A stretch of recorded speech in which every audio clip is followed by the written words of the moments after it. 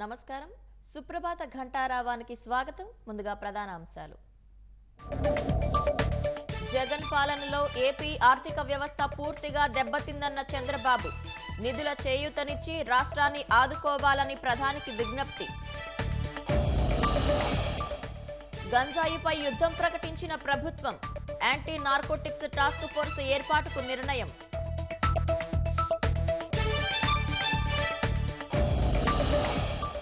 నెల్లూరులో అక్రమ లేఅవుట్లతో జేబులు నింపుకున్న కాకాణి. నకిలీ అనుమతి పత్రాలతో భారీగా దోచేశారని ఫిర్యాదు.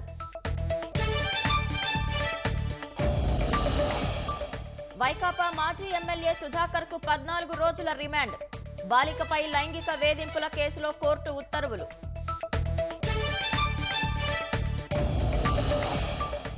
వాస్తవాధీన రేఖను చైనా గౌరవించాల్సిందేనన్న భారత్. సరిహద్దుల్లో శాంతి నెలకొనేందుకు కృషి చేయాలని సూచన.